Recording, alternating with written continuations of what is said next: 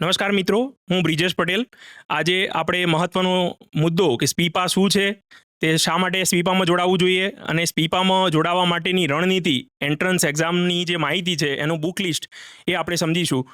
તો સ્પીપા શું છે? Sardar Patel institute of public administration કે યુપીએસસીની સિવિલ સર્વિસ પરીક્ષાની ફ્રીમાં મફત તૈયારી કરાવતી એક સરકારી સંસ્થા છે અને એની અંદર એક એન્ટ્રન્સ એક્ઝામ દ્વારા પ્રવેશ મળે છે.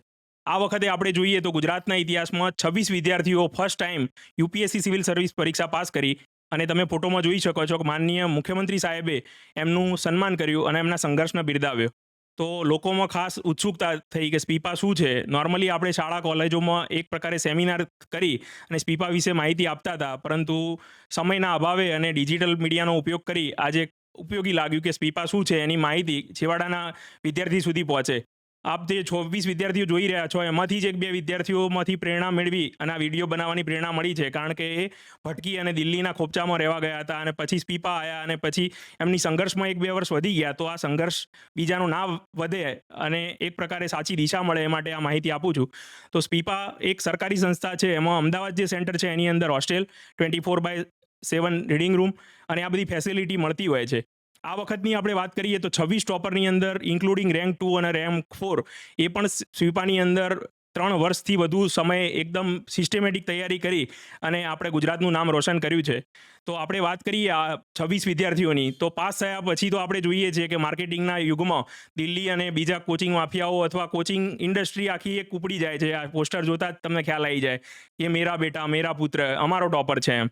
સ્પીપા એક સરકારી સંસ્થા હોવાના કારણે આપણે એવું માર્કેટિંગ તો નથી કરતા, પરંતુ સાચી માહિતી એક મિસ ઇન્ફોર્મેશનના જમાનામાં આપણા સુધી પહોંચે એ માટે આ વિડીયો આપણે ખાસ બનાવીએ છીએ કે જેની અંદર ટોપર્સે જે સ્પીપાનો અભ્યાસ કરી અને જે માહિતી મેળવી હતી અને એના સંઘર્ષમાં એક કહેવાય ને સાચી દિશા મળી હતી. તો આપણે રેન્ક 2 પણ જોઈએ તો એમણે 50થી વધુ ટેસ્ટ આપણા સ્પીપાના મોક ટેસ્ટની અંદર એમણે પરીક્ષાના માહોલમાં અને પરીક્ષાના સમય પ્રમાણે આ રીતે તમે ફોટોમાં જોઈ શકો છો એવી 50થી વધુ ટેસ્ટ સ્પીપામાં આપેલી. સ્પીપા સાદી ભાષામાં આપણે કહીએ તો આપણે પણ વજન ઘટાડવું હોય તો એક જીમ અથવા ખુલ્લા ગાર્ડનમાં દોડવા જઈએ છીએ. એનું કારણ એ છે કે સારા અને ગંભીર વિદ્યાર્થીઓને આપણને સોબત મળે કે જે આપણને પ્રેરણા આપે. તો સાદી રીતે કહીએ તો આ એક પ્રકારનું એવું જીમ છે કે જ્યાં ગંભીર વિદ્યાર્થીઓની સોબત મળે છે અને જેના પરિણામે રેન્ક 2 અને આપણે જોઈએ છીએ રિઝલ્ટ આપણને મળ્યું છે. સ્પીપાની એન્ટ્રન્સ એક્ઝામના કેટલાક રૂલ છે એ નોર્મલી આપણે એક ગુજરાતી તરીકે અને તૈયારી કરતા ગંભીર વિદ્યાર્થીઓ જાણકારી જરૂરી છે. Entrance exam normally UPSC civil service પરીક્ષા હોય એના પછીના મહિનાની અંદર નોર્મલી જૂન જુલાઈની અંદર આ એન્ટ્રન્સ એક્ઝામ યોજાતી હોય છે. એમાં ગુજરાત ડોમિસાઇલ ફરજિયાત છે અને બીજું સૌથી મહત્વનું કે આ ફૂલ ટાઈમ પ્રોગ્રામ છે. એટલે આની અંદર તમે કોઈ યુજી, પીજી અથવા કોઈ જોબ કરતા હોય તો સ્પીપાની આ સુવિધાનો લાભ લઈ શકતા નથી, કારણ કે આ બેચ શરૂ થાય તે પ્રિલિમ પરીક્ષાના રિઝલ્ટ સુધી આ બેચ ચાલુ રહેતી હોય છે. હવે આ એન્ટ્રન્સ એક્ઝામની આપણે રણનીતિની વાત કરીએ તો એક બેઝિક સબ્જેક્ટ કે જે તમારા ખાસ બેઝિક જાણવા જરૂરી હોય છે કે સાદી ભાષામાં આપણે કહીએ તો પ્લેટ તમે જે જોઈ રહ્યા છો, સામાન્ય માણસને રોટી, કપડાં અને મકાન જે રીતે હોય અને એમાં પણ રોટીમાં પણ દાળ ભાત શાક રોટલી એક સામાન્ય માણસની એક જરૂરિયાત હોય. તો યુપીએસસીની સિવિલ સર્વિસ તૈયારીમાં આપણે વાત કરીએ સ્પીપાની એન્ટ્રન્સ એક્ઝામમાં પણ, તો હું બધાને કહેતો હોઉં છું કે રોટી જે આપણે કહીએ એની અંદર સાદી રોટી એટલે દાળ ભાત શાક રોટલી કે જે બેઝિક જમવાની જરૂરિયાત હોય એમાં જીઓગ્રાફી, ઇકોનોમી, પોલિટી, હિસ્ટ્રી અને સીસેટ એ તમારું ખાસ મહત્વના વિષયો છે એ તમારે બેઝિક વ્યવસ્થિત કરવા પડશે. સ્પીપાની એન્ટ્રન્સની રણનીતિ જોઈએ અને ખાસ જરૂરી એટલા માટે હોય છે કે છેવાડાના ગામના વિદ્યાર્થીઓને શું વાંચવું એ પણ ખબર નથી હોતી. તો એક પુસ્તકોનું પણ બેઝિક જ્ઞાન મળે એ માટે મેં પ્રયત્ન કર્યો છે આપની સામે લાવવાનો. જીઓગ્રાફી માટે મિત્રો ખાસ ધોરણ 11-12ની એનસીઈઆરટી ખાસ તમે વાંચી લો. એમાં પણ તમને જો સમજ ના પડે તો આ પ્રાથમિક શાળાના જે વિષયો છે 7થી 10 એની પણ માહિતી મેળવો. પણ ધોરણ 11 અને 12ની જે એનસીઈઆરટી છે એ ખાસ પુસ્તક પણ તમે જોઈ શકો છો, એ બહુ મહત્વનું છે. એનઆઈઓએસનું પીડીએફ પણ તમને ફ્રીમાં ઓનલાઈન મળી રહેશે, એ પણ ખાસ તમારે એનો અભ્યાસ કરવો જોઈએ.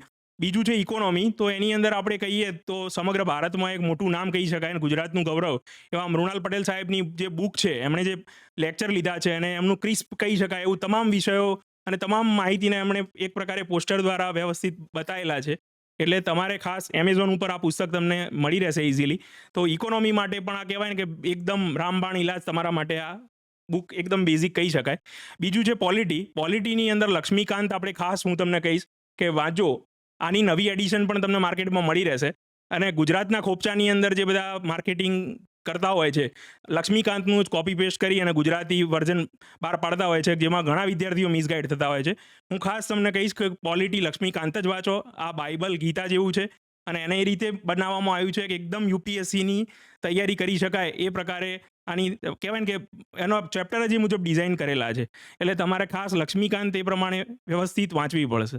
એ જ રીતે હું ખાસ તમને કહીશ કે ઇન્ડિયન એક્સપ્રેસ જે ન્યૂઝપેપર છે, 5 રૂપિયાનું ન્યૂઝપેપર છે, પણ અમદાવાદ એડિશન જો મોટા મેટ્રો સિટી છે ગુજરાતના, એમાં તમને ઇઝીલી મળી રહેશે. અને સાથે સાથે એમાં કહીએ કે જે ગામડાના છેવાડાના વિદ્યાર્થીઓ છે એમને હું ખાસ કહીશ કે તમે ડિજિટલ કોપી તો ડિજિટલ કોપી, પણ આ હું સામાન્ય રીતે વિદ્યાર્થીઓને કહેતો હોઉં છું, બ્રશ કરો જે રીતે સામાન્ય રીતે, એ રીતે આની ટેવ પાડવી જોઈએ. જે રીતે આપણે નિયમિત બ્રશ કરીએ છીએ એ જ પ્રમાણે નિયમિત એક પ્રકારે કહેવાય ને કે સાચા એસ્પિરન્ટની એક નિશાની જ છે કે નિયમિત તમે ન્યૂઝપેપર વાંચો, જેનાથી તમારા ફંડામેન્ટલ ઘણા ક્લિયર થઈ જશે. એ જ રીતે હિસ્ટ્રીની અંદર જે બેઝિક એનસીઆરટી છે એ તમે ખાસ વાંચી લો. સાથે સાથે સ્પેક્ટ્રમ એનું નવું વર્ઝન પણ દળદાર તમને મળી રહેશે, એ પણ બેઝિક બુક વાંચી લો. સાથે બીજું કે આ ટ્રેન્ડ કેવો છે એનો તમારે ખાસ સમજવું હોય તો દિશા પબ્લિકેશનની મૃણાલ સરની એક બુક છે કે જેની અંદર 30 વર્ષનો જે પેપર સેટ છે જીએસ અને સીસેટનો, ટોપિક વાઇઝ સાહેબે એકદમ વ્યવસ્થિત સમજાયા છે. તો હું ખાસ કહીશ કે આ સૌથી પહેલું જ તમે આ કામ કરજો, આને લઈ લો અને જુઓ કે યુપીએસસીનો ટ્રેન્ડ કેવો રહ્યો છે.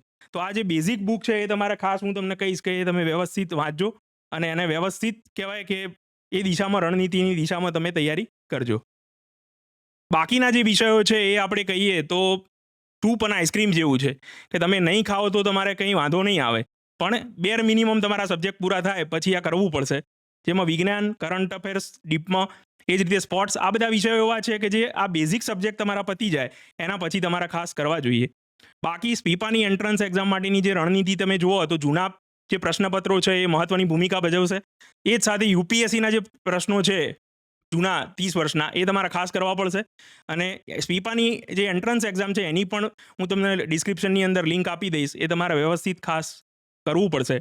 સાથે સાથે સ્પીપાની જે આપણે 3 વર્ષથી જે ટેસ્ટ લઈએ છીએ પ્રિલિમ અને મેઇન્સની અંદર, દર વીકની અંદર આપણે જે ટેસ્ટ લઈએ છીએ, બીજા દિવસે આખું એ અમારની રીતે આપણે ગુજરાત રેન્ક પ્રમાણે એનું રિઝલ્ટ પબ્લિશ કરીએ છીએ. તો છેલ્લા 3 વર્ષમાં જેટલા પણ ટેસ્ટ લેવાયા એની સંપૂર્ણ કમ્પાઇલેશન આપણી જે ટેલિગ્રામ ચેનલ છે બ્રિજેશ પટેલ ઓફિશિયલ અને ટ્વિટર બ્રિજેશ ડી પટેલ, એના ઉપર લિંક આપેલી છે. તો ખાસ વિદ્યાર્થીઓનો હું આગ્રહ કરીશ કે તમે આ સ્પીપાના જે ટેસ્ટ લેવાયા એની બેઝિક માહિતી લઈ લો. અને બાકી આ જે ટોપર થયા છે એ તો એક શરૂઆત છે. સ્પીપાના પરિણામ હવે દિવસે દિવસે વધવાના જ છે. ગુજરાતીઓ ધીરે ધીરે આ ક્ષેત્રની આગળ વધવાના જ છે. પણ એના માટે જે કહેવાય ને કે એક માહોલ પૂરો પાડવાનું જે કામ કરે છે એ સ્પીપા કરે છે.